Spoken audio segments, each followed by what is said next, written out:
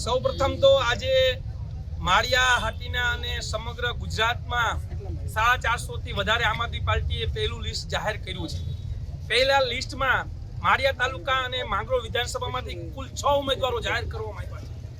માળિયા હાટીના અને માંગરોળ વિધાનસભામાં કુલ 6 જિલ્લા પંચાયતો છે, જેમાંથી 3 જિલ્લા પંચાયતના ઉમેદવારો જાહેર કરવામાં આવ્યા છે। એટલે 50% આડેગાળે આમ આદમી પાર્ટીએ ટિકિટો જાહેર કરી દીધી છે।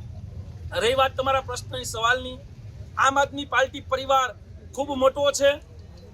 આજ વખતે આમ આદમી પાર્ટી પરિવાર ક્યારેય કોઈ ગઠબંધન નથી કરતું, પણ આ વિસ્તારમાં અત્યારે ચર્ચાએ જોર પકડ્યું છે કે આમ આદમી પાર્ટીને હરાવવી હોય તો કોંગ્રેસ અને ભાજપના નેતાઓ બે મળી અને ભેગા ચૂંટણી લડવાના છે। કોંગ્રેસના ઉમેદવારોને એવાને ટિકિટ આપવાની છે કે આમ આદમી પાર્ટીના 5 કે 25 મત કાપીએ, પણ જનતા સમજદાર છે।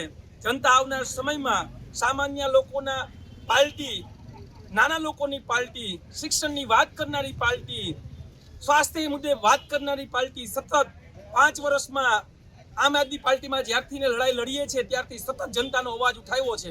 અમને માળિયા હાટીના તાલુકામાં સંપૂર્ણ વિશ્વાસ છે કે વિસાવદરની લહેર અહીંયા ચોક્કસ આવવાની છે। 110% વિસાવદરની લહેર આવવાની છે અને સમગ્ર માળિયા હાટીના તાલુકામાં વિસાવદરવાળી થવાની છે। ચૂંટણી પિયુષ પરમાર પોતે ક્યાંથી લડે મહત્વનું નથી, મહત્વનું એ છે કે એક ઉમેદવાર છે પિયુષ પરમાર બનીને ચૂંટણી લડશે।